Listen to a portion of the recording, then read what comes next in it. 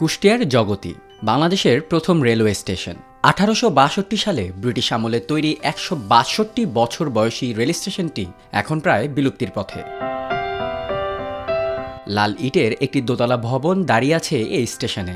ফিকে হয়ে গেছে ইটের রং, ফাটল ধরেছে গায়ে। আশপাশে ও ছাদে বটগাছ, ঘাস আর ছোট ছোট আগাছায় ভরে গেছে। এই স্টেশন ভাঙাচুরি অবস্থা, সব ভেঙে গেছে। স্টেশন মাস্টার ঘর সব ভেঙে গেছে। 150 বছরের বেশি পুরনো স্টেশনটি একসময় সারাদিন হাঁকডাকে মুখর থাকলেও এখন নিষ্প্রাণ। অফিসিয়ালি কোনো ট্রেন থামে না, তাই ঘন্টা বাজে না, বিক্রি হয় না টিকিটও।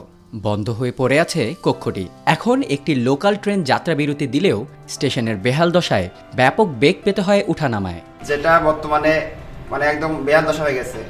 বাংলাদেশে কিন্তু বর্তমানে অনেকগুলো স্টেশন কিন্তু অনেক উন্নত হচ্ছে, যেমন পদ্মা সেতু এদিকে এগুলো আছে, সেগুলো কিন্তু প্রত্যেকটা অনেক উন্নত পর্যায়ে গেছে। কিন্তু সেই তুলনায় আমার জগতি স্টেশনটা বর্তমানে ধীরে ধীরে আরো খারাপ পর্যায়ে যাচ্ছে। যেখানে আগে ট্রেন থামে দুইটা, সেখানে এখন একটা ট্রেনও থামছে না। একটা থামলো সেটা আসছে শুধু লোকাল ট্রেন। এই মানসি হাঁটে যায় কুষ্টে ট্রেন গাড়ি ধরে, খুব কষ্ট মানসির। গাড়ি একটা গাড়ো ধরতে চায় না, এখানে সব মেল।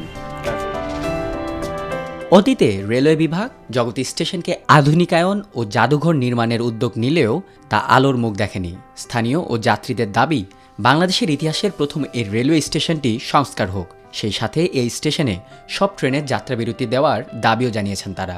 এই স্টেশনটা অবহেলায় পড়ে আছে, কোনো সরকারি দেখে না।